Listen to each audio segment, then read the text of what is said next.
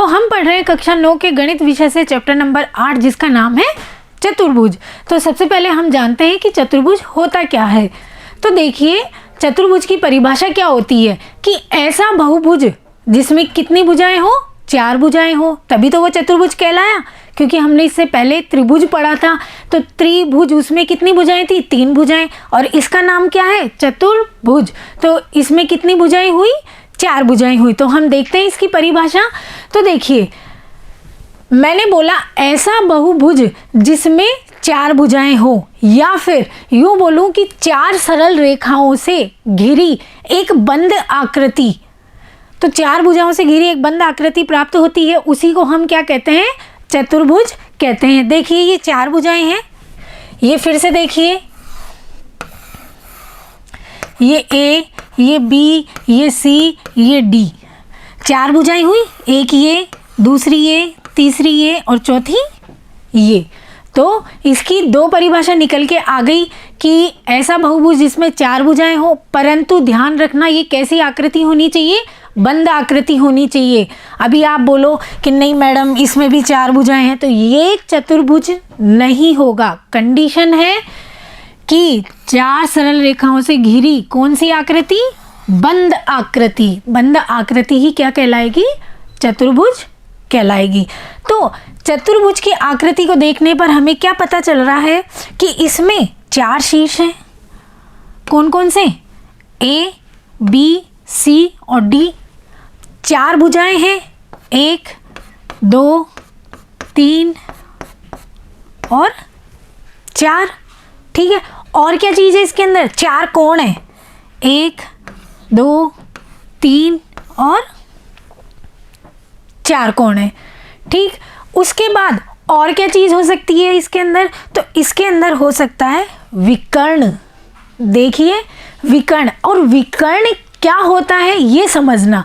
विकर्ण होता है विपरीत शीर्षों को, देखो इसके विपरीत शीर्ष ये है, इसके विपरीत शीर्ष ये है, तो विपरीत शीर्षों को मिलाने पर हमें क्या प्राप्त होते हैं, विकर्ण प्राप्त होते हैं। तो इसके मैंने विपरीत शीर्ष मिलाए, तो एक विकर्ण ये मिल गया हमको और दूसरा विकर्ण ये मिल गया।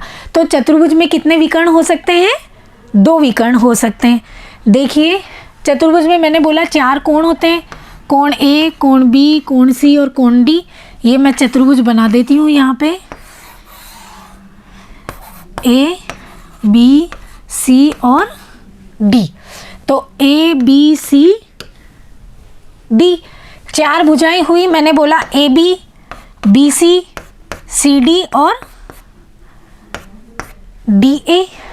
ठीक, उसके बाद बोला 4 शीर्ष, 1, 2, 3 और ये 4, यही होते थे शीर्ष। 2 विकर्ण, कौन कौन से विकर्ण कैसे प्राप्त होते हैं, विपरीत 2 शीर्षों को जोड़ने पर।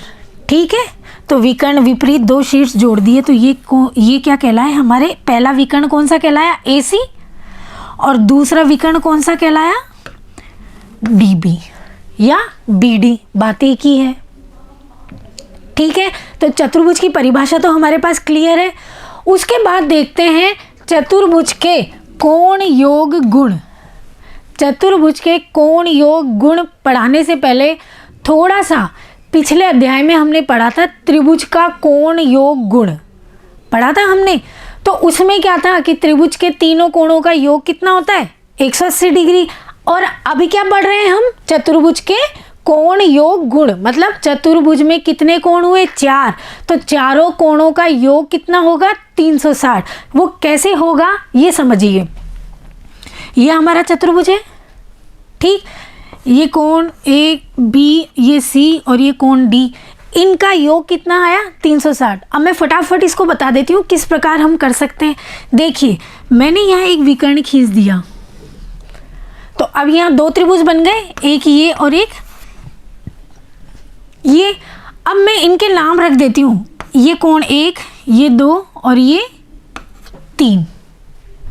ठीक है, तो त्रिभुज ABC में 1, 2 और 3 कितना है, 180 डिग्री। ऐसे ही अब कौन सा त्रिभुज लिया हमने, ACD, इनके नाम रख देती हूँ अब, इसका 4, इसका 5 और इसका 6।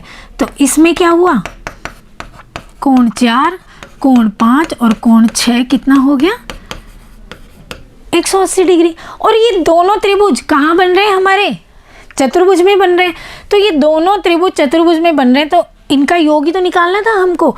तो हम क्या निकाल दें, इन दोनों को जोड़ दें। तो इन दोनों को जोड़ दिया तो क्या हो गया, 1 2 3 4 5 6, और इधर वाले पक्ष को जोड़ा तो ये आ गया 360 हमारा। ठीक है, अब कोण 1 और 4 मिलके कौन सा कोण बन रहा है, ये कोण ए। तो इनको पास पास लिख दूं मैं, कोण 1 और कोण 4। कोण 2 इसको ऐसे कैसे रहने दिया, ये कौन सा कोण है, बी। अब देखिए सी कौन कौन से कोणों से मिलकर बन रहा है, 3 और 5 से। तो 3 और 5 इनको पास पास लिख दिया, और कोण 6 बराबर 360। समझने का प्रयास कीजिए, 1 और 4 कौन से कोण थे, ए। 2 कौन सा है हमारा, बी।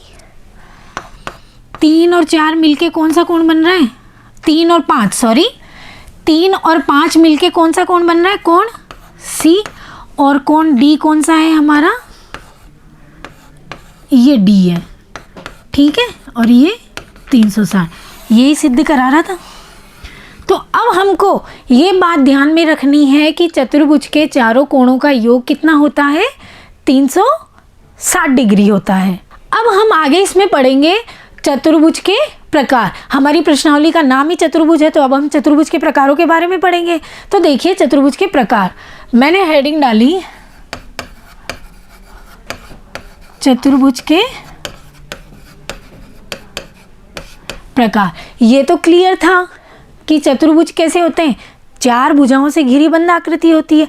अब इन 4 भुजाओं से घिरी बंद आकृति, इसके प्रकार देखिए। सबसे पहले तो समलंब, समांतर और पतंग, इन सब में 4 भुजाएं होती हैं। अब इनमें अंतर क्या होता है, इनकी परिभाषाएं क्या होती हैं, इनके गुण क्या होते हैं, इनका अध्ययन हम बहुत डिटेल में करेंगे। तो पहले अभी प्रकार देखिए। समलंब चतुर्भुज, ये क्या होता है कि ऐसा चतुर्भुज जिसमें भुजाओं का एक जोड़ा कैसा हो, समांतर हो। देखिए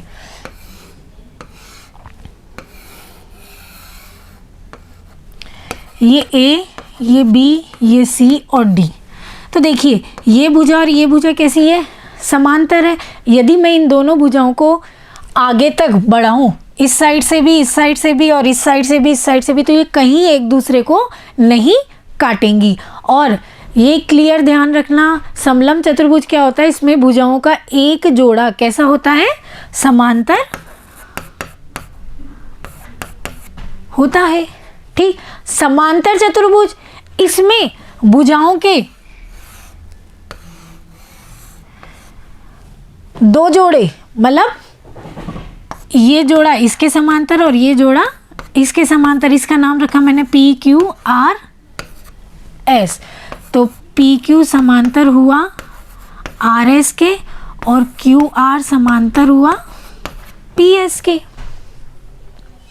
ठीक, तो इसमें तो भुजाओं का सिर्फ एक युग्म कैसा हुआ, समांतर, और इसमें भुजाओं के दोनों युग्म कैसे हुए, आपस में समांतर।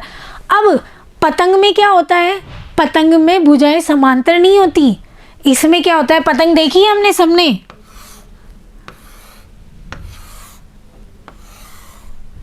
इस प्रकार होती है पतंग हमारी। पतंग में क्या होता है, जो ये आसन्न भुजाएं, इसका नाम दे दिया मैंने A B C D।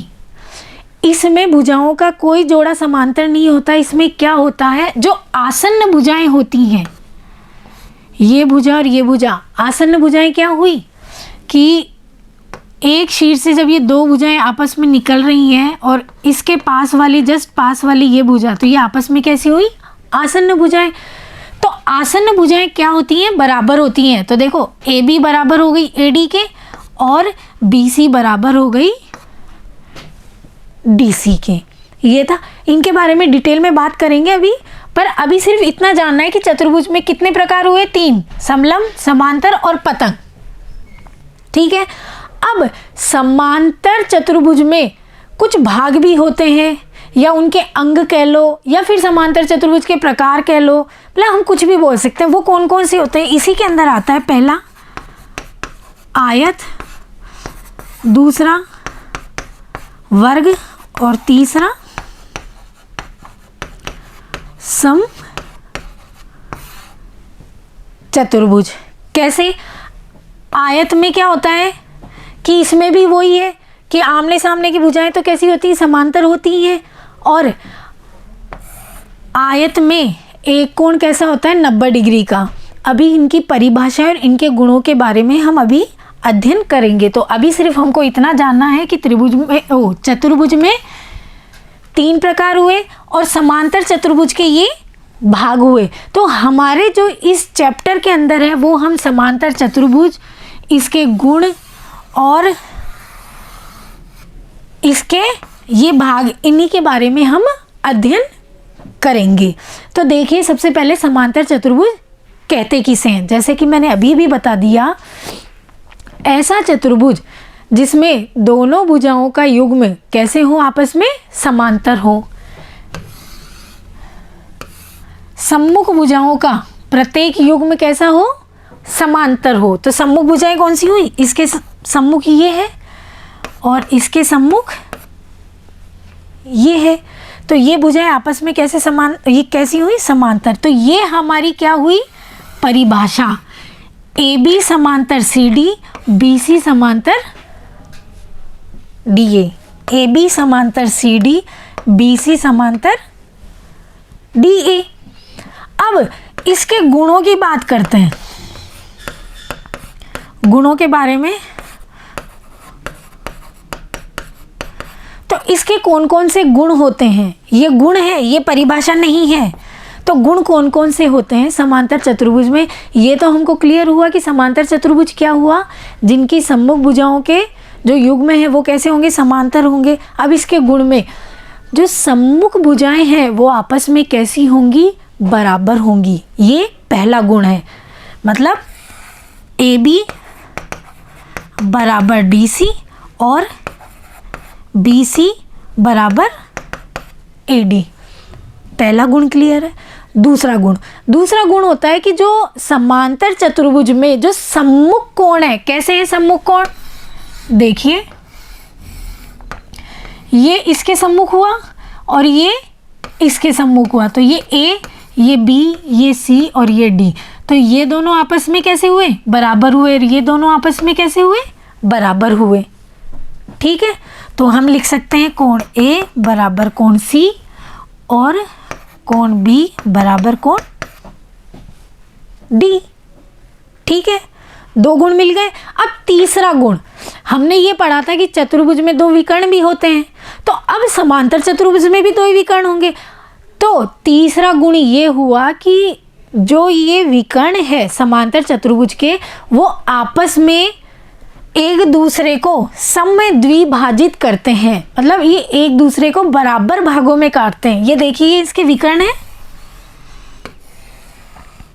तो ये वाला भाग और ये वाला भाग आपस में बराबर हुए और ये भाग और ये भाग, इट मीन्स ए ओ सी बराबर हुआ, ये, और दूसरा ओ बी बराबर ओ डी। यही चीज़ हमारे पास लिखी हुई है। देखिए, विपरीत भुजाएं कैसी होती हैं? बराबर होती हैं। ए बी बराबर सी डी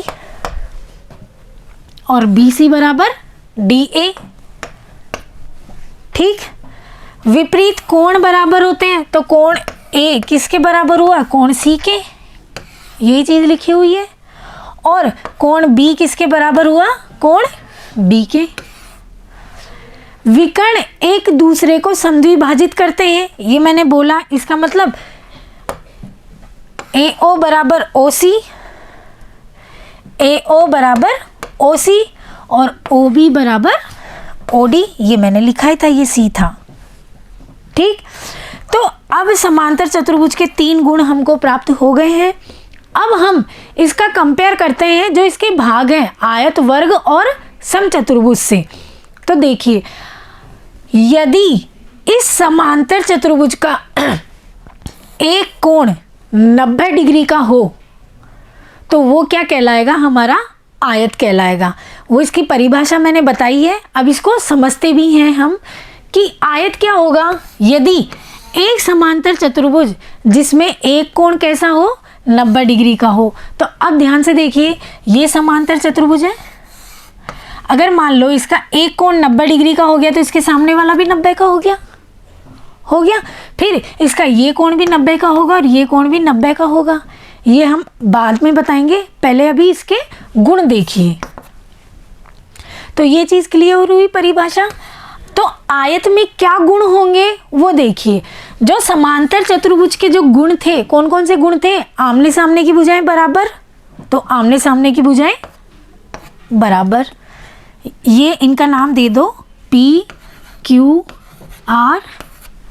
इसका मतलब PQ बराबर RS और QR बराबर SP। ये भुजा और ये भुजा, यही था समांतर चतुर्भुज के गुण कि, और इनके आमने सामने के कोण भी कैसे होते थे, बराबर। तो ये इसके बराबर और ये कोण इसके बराबर। तो मतलब, और इसके विकर्ण भी एक दूसरे को बराबर 2 भागों में बांटेंगे। तो ये बोल रहा है कि जो समांतर चतुर्भुज के जो गुण थे वो आयत में तो एज इट इज हैं, पर अब आयत के उन गुणों के अलावा अपने खुद के 2 गुण और भी हैं। वो कौन से गुण हैं कि उसका प्रत्येक कोण क्या होता है, समकोण होता है। मतलब उसका प्रत्येक कोण, ये भी 90 डिग्री का, ये भी 90 डिग्री का, ये भी 90 डिग्री का और ये भी 90 डिग्री का होता है। और दूसरा जो गुण होता है आयत का, वो क्या होता है कि इनके जो विकर्ण होते हैं, ये जो विकर्ण होते हैं, इनकी लंबाई कैसी होती है, बराबर होती है। तो विकर्ण कौन सा है इसमें, PR,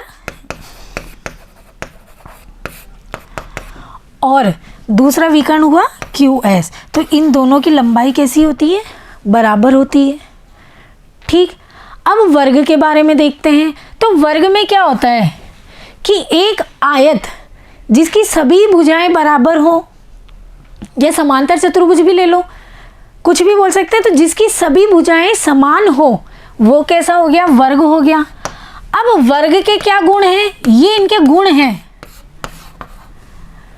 तो वर्ग में जो समांतर चतुर्भुज के गुण थे वो, और जो आयत के गुण थे वो तो सब इसमें है ही है। तो वो कौन कौन से गुण थे, फटाफट देख लेते हैं कि इनकी आमने सामने की भुजाएं कैसी हैं, बराबर। तो इसमें तो चारों ही बराबर बोल दी, तो हो गई आमने सामने की बराबर। उसने बोला आमने सामने के कोण बराबर समांतर चतुर्भुज में, तो और आयत में क्या था, प्रत्येक कोण 90 डिग्री का। तो जो आयत और समांतर चतुर्भुज में जो गुण थे वो वर्ग के भी हो गए। तो क्या मतलब हुआ इसका कि वर्ग की चारों भुजाएं बराबर हुई और चारों कोण कैसे हुए, 90 डिग्री के।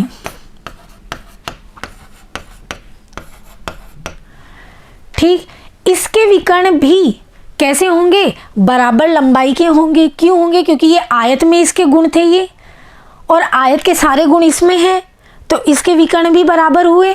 और विकर्ण एक दूसरे को बराबर भागों में बांट रहे हैं क्योंकि ये समांतर चतुर्भुज के गुण थे। ठीक, उसके बाद इसका अपना एक गुण होता है, वो है कि विकर्ण परस्पर लंब होते हैं। अर्थात विकर्ण एक दूसरे को जब काटते हैं तो कितने डिग्री का कोण बनाते हैं, ये 90 डिग्री का कोण बनाते हैं। तो देखिए मैं यहाँ बना देती हूँ, ये विकर्ण जो हैं ये आपस में कितने डिग्री का कोण बना रहे हैं, 90 डिग्री का कोण बना रहे हैं। तो क्लियर होनी चाहिए समांतर चतुर्भुज के गुण किसमें थे, आयत में। आयत के खुद के अपने दो गुण थे, वो कौन कौन से थे कि इनके विकर्ण बराबर है और प्रत्येक कोण 90 डिग्री का है। ठीक, वर्ग में क्या था कि जो समांतर चतुर्भुज और आयत के जो गुण थे वो वर्ग में है, और वर्ग का खुद का गुण क्या था कि इसके विकर्ण एक दूसरे को समकोण पर काटते हैं। अब आता है अगला हमारा समचतुर्भुज। समचतुर्भुज की परिभाषा देखिए कि एक चतुर्भुज जिसकी सभी भुजाएं कैसी हो, बराबर माप की हो। अब बराबर माप की तो उसमें भी थी, किसमें, वर्ग में, पर अब इनके अंतर देखो तो हम देखते हैं समचतुर्भुज के गुण। तो इसके अंदर भी क्या है, जो समांतर चतुर्भुज है उसके सभी गुण इसके अंतर्गत आते हैं। समांतर चतुर्भुज के सभी गुण आते हैं। अब इसमें ये नहीं बोला है कि प्रत्येक कोण 90 डिग्री का। समांतर चतुर्भुज के कौन से गुण थे, आमने सामने की भुजाएं बराबर, पर यहाँ तो पहले दी है सभी भुजाएं कैसी हैं, बराबर है। दूसरा, आमने सामने के कोण बराबर, तो इसके अंदर आमने सामने के कोण बराबर हो गए। ठीक है, और तीसरा था कि जो विकर्ण थे वो एक दूसरे को बराबर दो भागों में बांट रहे थे, ये समांतर चतुर्भुज का गुण था, और ये ही इसमें हुआ समचतुर्भुज में, ये एज इट इज ये गुण आए। अब समचतुर्भुज का अपना खुद का एक गुण होता है, वो क्या होता है कि जो विकर्ण होते हैं वो परस्पर एक दूसरे को समकोण पर काटते हैं। तो देखिए, मानो ये P, ये Q, ये R, ये S, तो ये इनके विकर्ण थे ना अपने, तो ये विकर्ण एक दूसरे को किस पर काटेंगे, 90 डिग्री पर या समकोण पर। ठीक है, अब हम ये अंतर देखते हैं कि वर्ग, आयत और समचतुर्भुज में अंतर क्या है। तो ये एक अलग से आप नोट बना के भी लिख लीजिए, थोड़ा सा ध्यान भी रखने की ज़रूरत है कि वर्ग कब तो आयत हो जाता है, कब समचतुर्भुज हो जाता है, और समचतुर्भुज वर्ग कैसे हो सकता है। तो इसके लिए आपको अपनी कॉपी में नोट डाउन कर लेना है, स्पेशली ये चीज़ ध्यान रखनी है। तो देखिए, सभी वर्ग क्या होते हैं, आयत और समचतुर्भुज भी होते हैं, सभी वर्ग, परंतु इनका उल्टा नहीं हो सकता। क्यों नहीं हो सकता, क्योंकि आयत में चारों भुजाएं बराबर नहीं होती। अब यदि आयत की चारों भुजाएं बराबर हो जाएं तो वो आयत कैसा हो जाएगा, हमारा वर्ग हो जाएगा। ठीक है, तो वर्ग और आयत में अंतर पता चला कि वर्ग आयत तो हो सकता है परंतु आयत वर्ग नहीं हो सकता। आयत वर्ग कब हो सकता है, जब आयत की सभी भुजाएं कैसी हो, बराबर हो। ठीक, अब आता है समचतुर्भुज में। तो वर्ग और समचतुर्भुज में हमने परिभाषाएं पढ़ी कि चारों भुजाएं बराबर हैं। ठीक, परंतु वर्ग समचतुर्भुज तो हो सकता है पर समचतुर्भुज वर्ग नहीं हो सकता। समचतुर्भुज को वर्ग होने के लिए एक कंडीशन चाहिए। वो क्या कंडीशन होगी कि विकर्ण कैसे होने चाहिए, बराबर होने चाहिए। देखिए,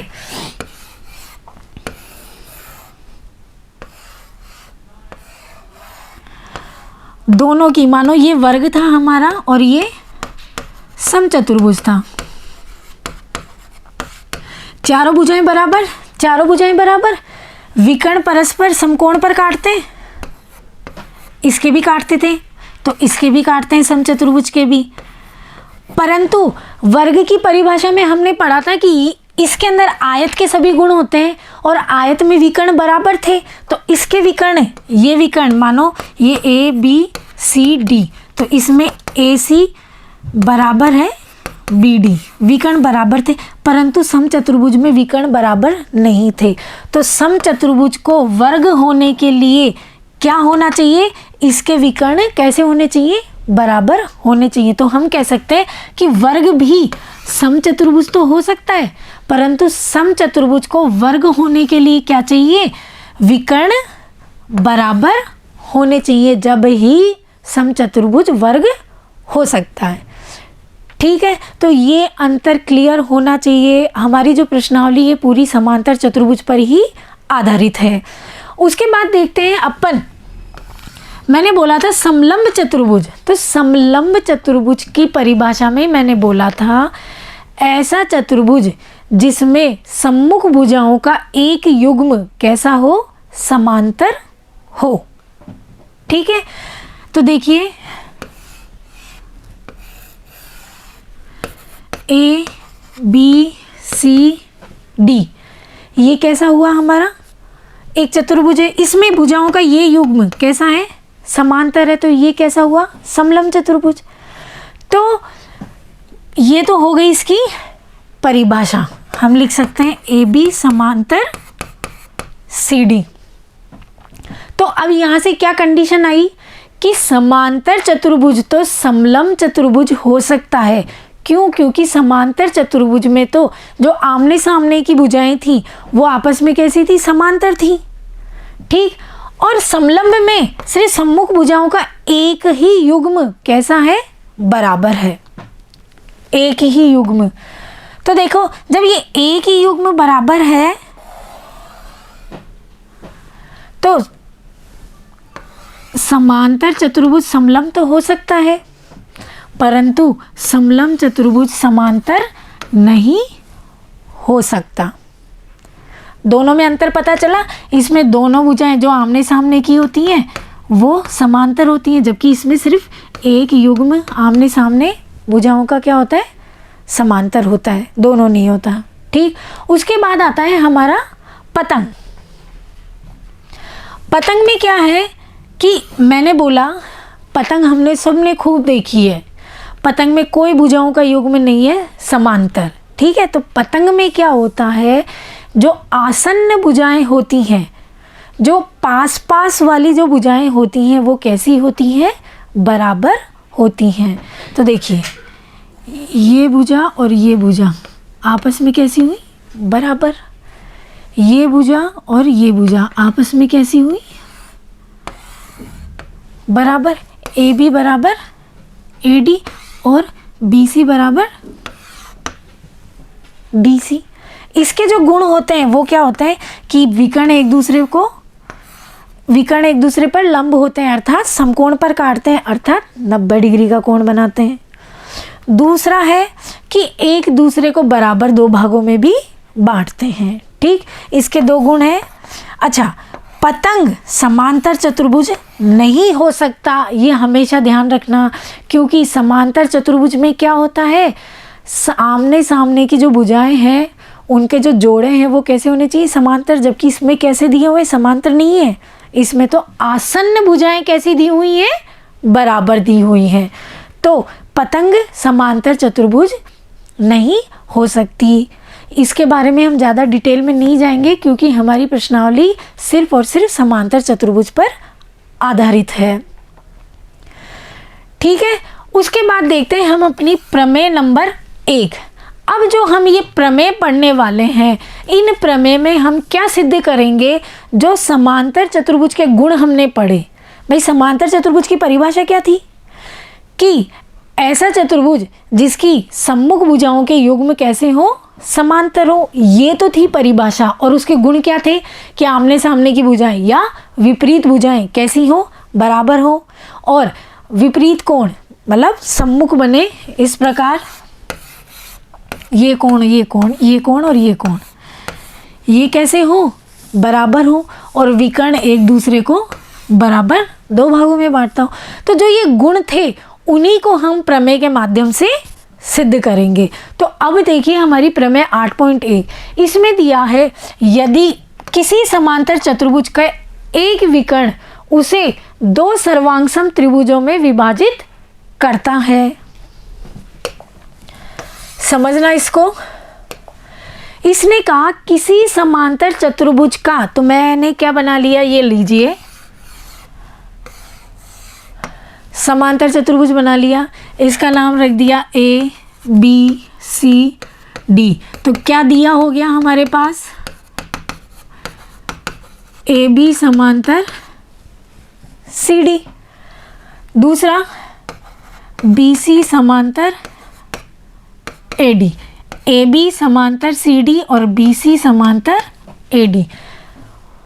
बराबर नहीं दिए हैं, वो गुण थे, ठीक है। तो परिभाषा तो सिर्फ यही होती है कि इनमें सम्मुख भुजाओं का जो युग्म होता है वो समांतर होता है, ये हमने लिख दिया हुआ है। अब ये क्या पूछना चाह रहा है कि इनमें जो विकर्ण है, तो विकर्ण हमने खींच लिया,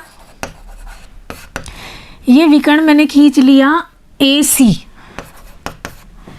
और AC इसको दो भागों में बांट दिया, दो त्रिभुज बन गए। तो जो दो त्रिभुज हैं वो कैसे हैं, सर्वांग सम है, ये हमको सिद्ध करना है। तो कौन कौन से त्रिभुज बने, ABC सर्वांग सम है त्रिभुज ACDK।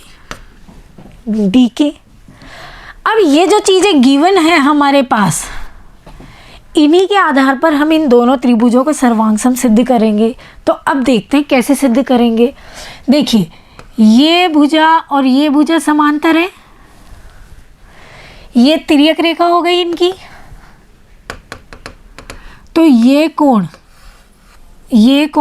और ये कोण, ये कोण और ये कोण आपस में कैसे हुए, एकांतर कोण हुए ना। ठीक है, तो मैं इनका नाम रख दूं, इसका नाम 1 और इसका 2, इसका 1 और इसका 2 रख दिया मैंने। तो कोण 1 बराबर कोण 2, ये कैसे कोण हो गए, एकांतर कोण। इनका नाम भी रख सकते हैं, पर अभी सिर्फ हमें एक बार समझना है। ठीक है, अब देखिए, अब यदि ये समांतर है, ये वाली रेखा, और ये तिर्यक रेखा हुई इनकी, तो देखिए जब ये दोनों समांतर हैं तो ये कोण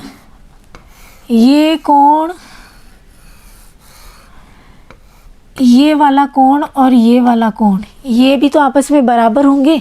इसका नाम रख दिया 3 और इसका 4, तो कोण 3 और कोण 4, ये भी कैसे हुए, एकांतर कोण। ये तो कब थे, जब AB समांतर थी CD के, और ये कब थे, जब BC समांतर है AD के।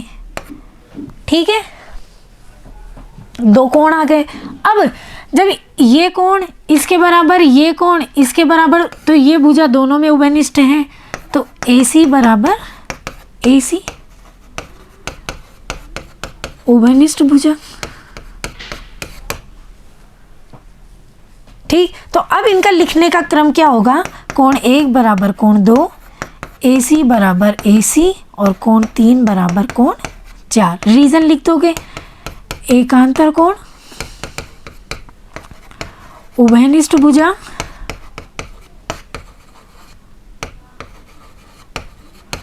और एकांतर कोण। भुजा कोण भुजा, सॉरी, कोण भुजा कोण, ये कोण थे, भुजा नहीं थी, हो जाती है इतनी सी मिस्टेक। तो देखिए, ये कोण भुजा कोण, ऐसा नियम हमने पढ़ा है। तो ये हो गया कोण भुजा कोण नियम से। ये त्रिभुज कैसे हो गए हमारे, सर्वांग सम।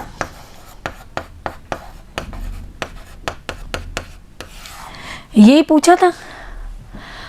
अब ये सर्वांग सम हो गए, तो इन दोनों त्रिभुजों में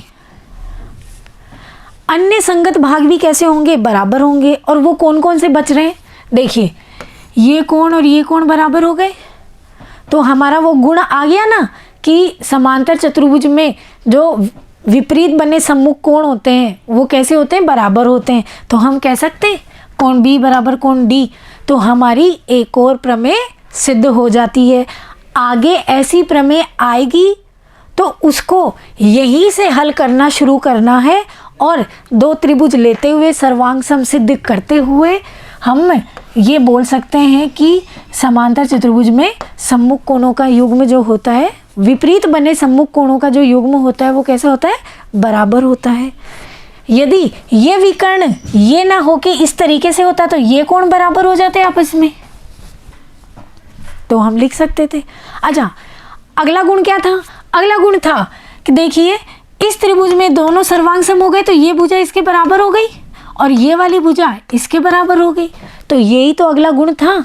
और ऐसी ही हमारे पास एक प्रमेय भी है कि क्या करना है कि दर्शाइए कि समांतर चतुर्भुज की जो सम्मुख भुजाएं हैं वो कैसी होती हैं, बराबर होती हैं। तो ये जो दोनों प्रमेय हैं ये आगे आएंगी, उनमें बेस यहीं से उठाना है। इसी तरीके से इनको हल करते हुए उन दोनों प्रमेयों को सिद्ध करना है। तो अब इसका हल देखते हैं। सबसे पहले कि दिया है ABCD क्या है, एक समांतर चतुर्भुज है जिसमें AB समांतर है DC के और BC समांतर है AD के, ये मैंने लिख दिया। और AC उसका विकर्ण है, ये विकर्ण हो गया ये हमारा AC। ठीक, उसके बाद सिद्ध क्या करना था कि दो त्रिभुज बने वो आपस में कैसे होंगे, सर्वांग। तो कौन कौन से त्रिभुज बने, ABC और DCA, ये कैसे हैं आपस में, सर्वांग सम है। तो इसको सिद्ध करने के लिए देखिए क्या किया हमने, जब AB समांतर DC, ये समांतर है इसके, ठीक है, तो ये तिर्यक रेखा हुई, या मैं लिख सकती हूँ AC तिर्यक रेखा। तो देखिए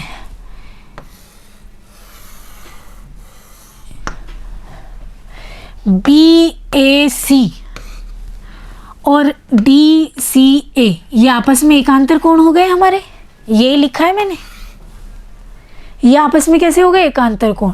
अब BC समांतर है AD के, अब ये वाली भुजा इसके समांतर है, तो वही तिर्यक रेखा यहाँ भी क्या है,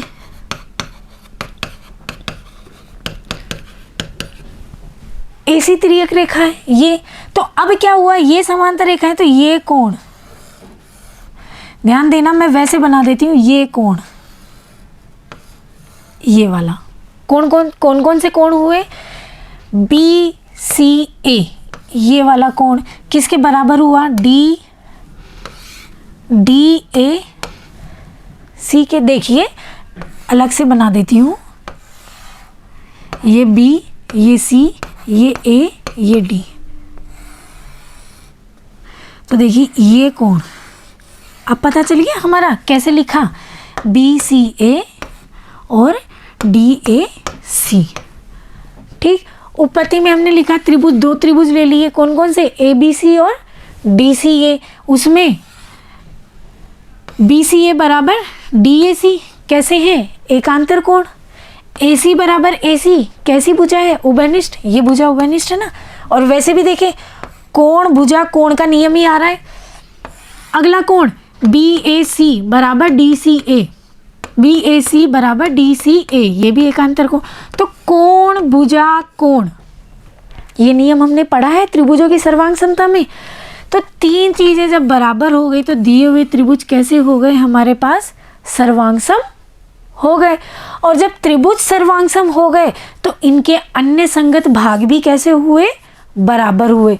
और वो अन्य संगत भाग कौन से हैं, देखिए कि ये भुजा इसके बराबर हो गई, AB बराबर DC और AD बराबर BC, ये भुजा इसके बराबर हो गई। अब मेरी बात ध्यान से देखना, ये भी तो समांतर चतुर्भुज का एक गुण था, एक गुण ये भी तो बोला था कि समांतर चतुर्भुज की जो विपरीत भुजाएं हैं वो समांतर तो है ही परंतु वो बराबर भी हैं। तो एक गुण क्लियर हो गया। ऐसी प्रमेय आएगी उसको यहीं से सिद्ध करना है। ठीक, अब इसमें और क्या चीज हुई, ये कोण इसके बराबर, तो कोण B बराबर कोण D। तो ये भी कैसे हुए, विपरीत और बने सम्मुख कोण।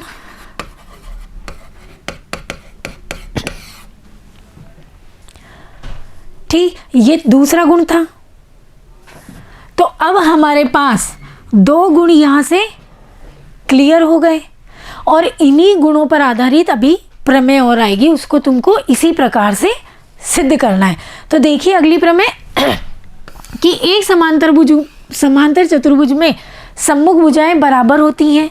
अभी अभी मैंने बताया था तुमको, ये चतुर्भुज ले लेना ABCD कैसा है, समांतर, AB समांतर CD और BC समांतर AD। इसमें एक विकर्ण खींच लेना, ठीक है। तो ये आपस में कैसे हो जाएंगे, एकांतर कोण, ये और ये एकांतर कोण और ये और ये एकांतर कोण, ये भुजा उभयनिष्ठ हो जाएगी तो ये त्रिभुज सर्वांग सम हो जाएंगे। तो त्रिभुज सर्वांग सम हो जाएंगे तो हम कह सकते हैं ए बी बराबर सी डी, ए बी बराबर सी डी। ये तो बोल रहा है कि सम्मुख भुजाएं कैसी होती हैं, बराबर। तो अभी अभी इसको हम पीछे सिद्ध कर चुके हैं, इसीलिए हम इसको यहाँ सिद्ध नहीं कर रहे हैं, ये आपको खुद से करके देखना है। वैसे मैंने तरीका भी बता दिया, इस प्रकार चित्र बनाना है, तुमको फिर से सिद्ध करना है। अब इसका विलोम भी आ सकता है, कैसे कि वो समांतर चतुर्भुज ना देके हमको सिर्फ एक चतुर्भुज दे और ये बोले कि सम्मुख जो भुजाएं हैं वो कैसी हैं, बराबर है।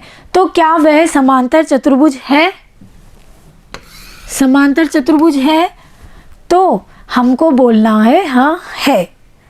हल मैं अभी बताऊंगी, पर हमें ये ध्यान रखना है कि यदि वो चतुर्भुज दे दे और वो बोले कि इनकी जो सम्मुख भुजाएं हैं वो कैसी हैं, आपस में बराबर हैं, तो क्या वो समांतर चतुर्भुज होगा? तो वो होगा। सिद्ध कैसे करेंगे वो देखो कि माना ये चतुर्भुज है ए बी सी डी, इसने कहा ए बी बराबर है सी डी और बी सी बराबर है ए डी। सिर्फ ये दिया हुआ है। इसको करने का वही तरीका है, एक विकर्ण खींच लिया हमने। विकर्ण खींचने के बाद देखिए दो त्रिभुज बन गए, एक ये और एक ये। ए बी भुजा सी डी के बराबर, बी सी भुजा ए डी के बराबर और ए सी भुजा खुद स्वयं के बराबर, क्योंकि उभयनिष्ठ है। भुजा भुजा भुजा, इस नियम से ये कैसे हो गया? दोनों त्रिभुज सर्वांग सम हो गए। और जब दोनों त्रिभुज सर्वांग सम हो गए तो हम क्या कर सकते हैं? इनके अन्य संगत भाग, अब अन्य संगत भाग में क्या बचे? कोण ही बचे। तो ये कोण इसके बराबर और ये कोण इस कोण के बराबर और ये कोण इस कोण के बराबर होगा। और जब ये कोण आपस में बराबर हो गए, ये इस प्रकार से, तो ये कैसे कोण बन रहे हैं? देखिए जेड की आकृति के बन रहे हैं, ध्यान से देखना, जेड की आकृति। और हमने पढ़ा है कि जब दो रेखाओं को कोई तिर्यक रेखा काटती है, इस प्रकार बने जो जेड की आकृति के कोण होते हैं वो कैसे होते हैं? एकांतर कोण होते हैं। और जब वो एकांतर कोण बराबर होते हैं तो वो जो दो भुजाएं दी हुई हैं वो कैसी होती हैं? समांतर होती हैं। तो ये दोनों भुजाएं कैसी हो गई? समांतर हो गई। इसी प्रकार से ये भी हो गया, तो ये भी कैसी हो गई? समांतर। तो दो भुजाओं का युग्म, सम्मुख भुजाओं का युग्म जब समांतर हो गया तो हम कह सकते हैं हमारा चतुर्भुज कैसा हुआ? ये समांतर चतुर्भुज हुआ। देखिए इसका हल दिया हुआ है। ए बी सी डी एक चतुर्भुज है जिसमें ए बी बराबर सी डी, ये तो दिया हुआ है, ए डी बराबर बी सी, ए बी बराबर सी डी और ए डी बराबर बी सी। ठीक, उसके बाद सिद्ध क्या करना है कि ये एक समांतर चतुर्भुज है। उसको करने के लिए हमने रचना में क्या किया? एक विकर्ण खींचा। ठीक, अब दो त्रिभुज बन गए हमारे पास, ए बी सी और सी डी ए। दोनों में ए बी बराबर सी डी है, बी सी बराबर ए डी है, ये भुजा इसके बराबर, और ए सी बराबर ए सी। ये तो भुजा भुजा भुजा के नियम से दोनों त्रिभुज कैसे हो गए? सर्वांग सम हो गए। तो देखिए बी ए सी ये कोण किसके बराबर हो गया? डी सी ए के by C P C T. और बी सी ए ये कोण, ये किसके बराबर हो गया? इस कोण के। और ये दोनों कोण कैसे हैं? एकांतर कोण है। तो जब दोनों एकांतर कोण है तो हम क्या कह सकते हैं? ए बी समांतर है सी डी के। यही था हमारा, ए बी समांतर है सी डी के और ए डी समांतर है बी सी के। तो ए बी सी डी क्या हो गया? एक हमारा समांतर चतुर्भुज हो गया। और जब ये समांतर चतुर्भुज हो गया, यही हमको सिद्ध करवा रहा था। और अभी अभी मैंने बोला था आपको कि समांतर चतुर्भुज के जो गुण हैं वो ही हम इन प्रमेय में सिद्ध कर रहे हैं। तो ये तो क्लियर हो गया, हमने उसका ये भी सिद्ध कर दिया कि समांतर चतुर्भुज की जो सम्मुख भुजाएं होती हैं बराबर होती हैं, और जब भुजाएं बराबर दी होती हैं तो क्या वो समांतर चतुर्भुज होता है। हमने ये दोनों सिद्ध कर दिए। इसी प्रकार हम कोणों को लेकर भी सिद्ध कर सकते हैं कि समांतर चतुर्भुज के सम्मुख कोण बराबर होते हैं, विपरीत और बने सम्मुख कोण। ये हम चाहे तो इस प्रमेय से सिद्ध कर सकते हैं, अभी अभी जो इससे पहले की थी कि दो त्रिभुज लेके सर्वांग सम करके। तो देखिए ऐसी हमारी एक प्रमेय है, समांतर चतुर्भुज में सम्मुख कोण बराबर होते हैं। इसको भी आप खुद करेंगे, मैं हिंट देती हूँ किस प्रकार। ये हमारा समांतर चतुर्भुज है ए बी सी डी। मैंने जब प्रमेय 8.1 करवाई थी तो उसी में क्लियर कर दिया था कि ये जब विकर्ण हो गया इसका, ये दो सर्वांग सम त्रिभुज हो गए हमारे, और जब ये सर्वांग सम त्रिभुज हो गए तो ये संगत भाग भी कैसे हो गए, बराबर हो गए।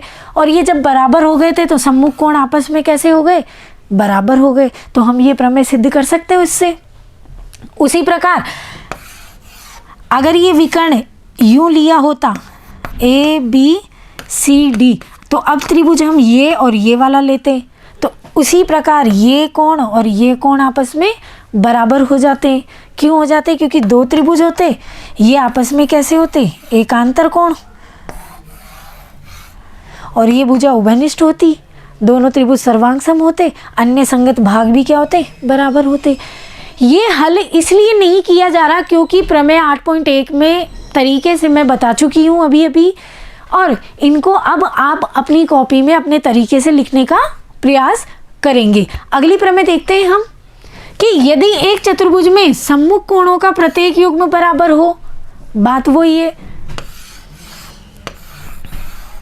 ये चतुर्भुज है, इसने कह दिया ये सम्मुख कोणों का युग्म कैसा है, बराबर है, तो हम क्या कह सकते हैं कि वह एक समांतर चतुर्भुज होता है। ये हमको ध्यान रखना है।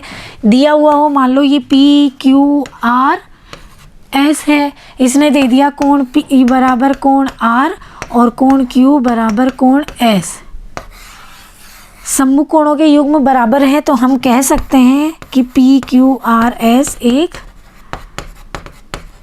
समांतर चतुर्भुज है। ठीक है, ये जस्ट उसी का विलोम है, अभी अभी इससे पहले जो प्रमेय की है हमने। उसके बाद अगली प्रमेय आती है हमारी, ये ध्यान से पढ़ना, समांतर चतुर्भुज के विकर्ण एक दूसरे को परस्पर समद्विभाजित करते हैं।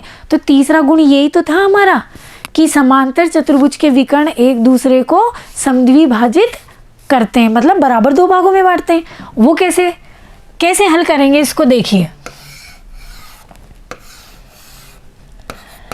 ए बी सी डी समांतर चतुर्भुज है, तो ए बी समांतर सी डी और बी सी समांतर ए डी या डी ए। ठीक, और ये इनके विकर्ण है।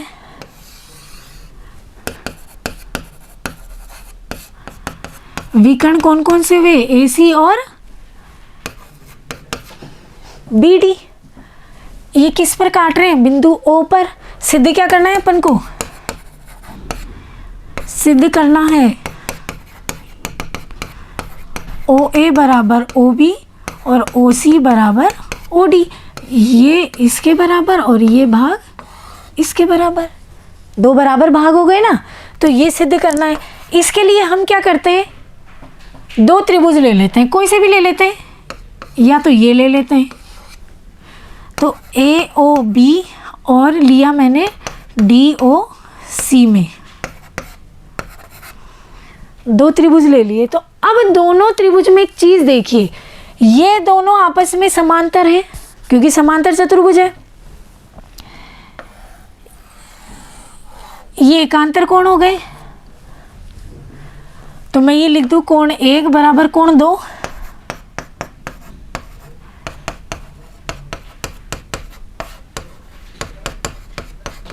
एकांतर कोण। अब ये कोण ध्यान से देखिए, ये भी आपस में बराबर हो गए, ये 3 और ये 4।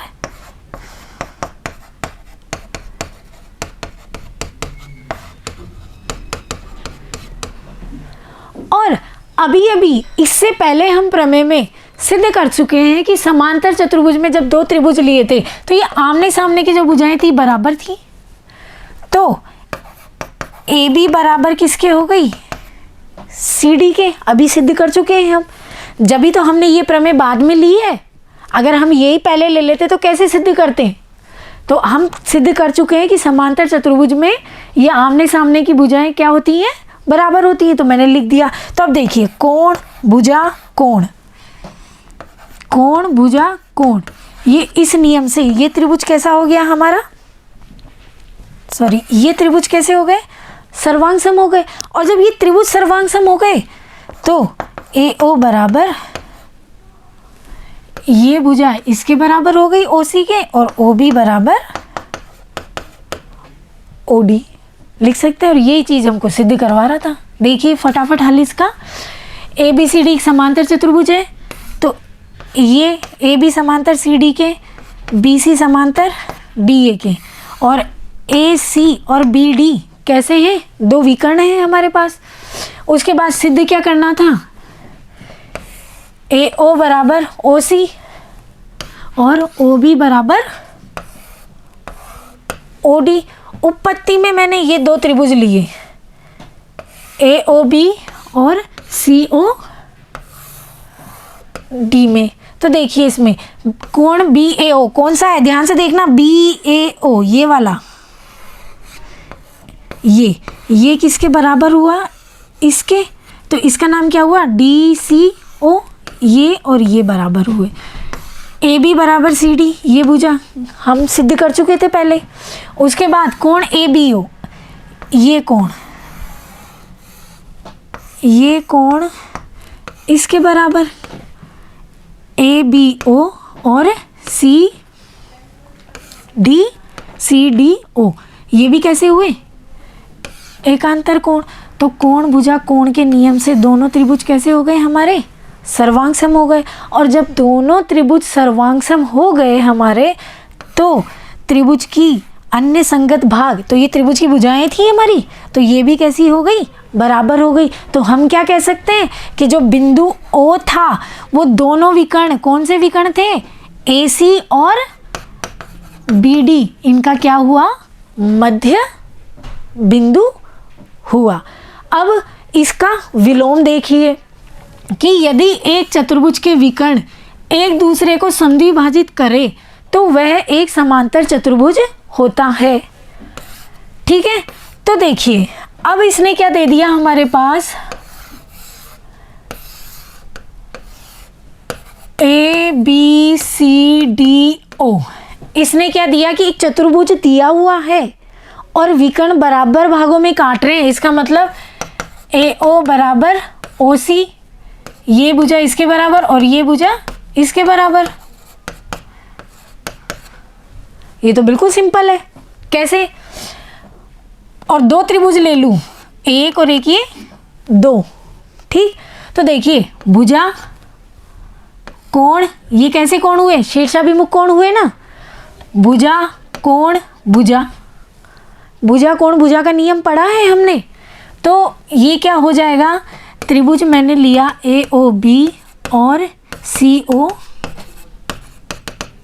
डी में, ले लो ए ओ बराबर ओ सी और कोण ए ओ बी बराबर कोण सी ओ डी कैसे हुए, शीर्षाभिमुख कोण। और दूसरा ओ बी बराबर ओ डी। तो भुजा कोण भुजा, ये नियम पढ़ा है हमने सर्वांग समता में। इस नियम से ये दोनों त्रिभुज कैसे हो गए हमारे, सर्वांग सम हो गए। और जब दोनों त्रिभुज सर्वांग सम हो गए तो इनके अन्य संगत भाग भी कैसे होंगे, बराबर। वो कौन से होंगे कि ये कोण इसके बराबर हो जाएगा और ये कोण इसके बराबर हो जाएगा, मतलब 1 2। तो कोण 1 बराबर कोण 2, और ये 3 दे दो, इसको 4 दे दो, इसको 3 और इसको 4। ये दोनों कोण कैसे हुए? एकांतर कोण। और जब ये दोनों एकांतर कोण हुए तो ये भुजाएं कैसी हो गई? समांतर हो गई। और जब भुजाएं समांतर आ गई तो हमारा चतुर्भुज कैसा हो गया? समांतर चतुर्भुज हो गया। और यही हमारे प्रमेय में पूछा था। देखिए दिया हुआ था ABCD एक चतुर्भुज है, ये दोनों विकर्ण थे हमारे AC और BD, ये बिंदु O पर प्रतिच्छेद कर रहे थे, और ये प्रतिच्छेद कैसे कर रहे थे? बराबर भागों में। ठीक, सिद्ध क्या करना था कि ABCD एक समांतर चतुर्भुज है, अर्थात AB समांतर है CD के और BC समांतर है DA के। ठीक, उसके बाद देखिए दो त्रिभुज लिए मैंने AOB और COD में, ये भुजा इसके बराबर, फिर ये कोण इसके बराबर। क्यों? क्योंकि शीर्षाभिमुख कोण है। देख लीजिए AOB और COD, OB बराबर ये भुजा इसके बराबर, तो भुजा कोण भुजा से दोनों त्रिभुज कैसे हो गए? सर्वांग सम हो गए। जब सर्वांग सम हो गए तो देखिए ABO ये कोण, ये CDO इसके बराबर हो गया, इसका नाम 1 और ये 2 दे दो। लो मैंने 1 और ये 2 दे दिया, कोण 1 बराबर कोण 2 हो गया ना। फिर BAO ये कोण, ये इसके बराबर हो गया, इसको 3 और इसको 4 दे दो, इसको कोण 3 और इसको 4 दे दो। और ये कैसे बन रहे हैं? क्यों नाम दिया हमने एकांतर कोण? क्योंकि ये जेड की आकृति में बन रहे हैं, इसीलिए हमने इनका नाम क्या रख दिया? एकांतर कोण। और जब एकांतर कोण बराबर हो तो वो जो दो रेखाएं हैं वो आपस में कैसी होंगी? समांतर होगी। और यही हमको सिद्ध करवा रहा था। इसी प्रकार ये समांतर हो गई इसके, और इन दोनों को समांतर करना था हमको, तो हम क्या करते कि ये दोनों त्रिभुज ले लेते, ये वाला और ये वाला, तो हम इन दोनों को समांतर कर देते। तो इसी प्रकार हम BC समांतर AD भी कर सकते हैं। जब भुजाओं का युग्म समांतर आ गया तो हम क्या कह सकते हैं कि ABCD एक क्या है? समांतर चतुर्भुज है, और AC और BD इसके विकर्ण है। तो प्रश्नावली थोड़ी सी मतलब यूँ लगेगा कि सब चतुर्भुज, बस कंसेप्ट क्लियर होना चाहिए हमारा, कुछ भी नहीं है। हमने अब तक क्या किया? समांतर चतुर्भुज की परिभाषा देखी और उनके गुणों को प्रमेय के द्वारा सिद्ध किया है। अब हम इससे अगले भाग में इसके कुछ उदाहरण और इनके कुछ प्रश्न करेंगे। तब तक मैं चाहती हूँ आप लोग इनका अपनी कॉपी में अभ्यास करते रहिए, क्योंकि गणित अभ्यास से ही आनी है, याद करने से नहीं आनी है। जितना कॉपी पेन अपनी कॉपी पर जितना पेन चलाओगे, जितनी कॉपी भरोगे, उतना तुम्हारा ये ज्ञान क्या हो जाएगा? पक्का हो जाएगा। अब अगले टॉपिक के लिए आपको थोड़ा सा इंतज़ार करना है। तब तक के लिए धन्यवाद।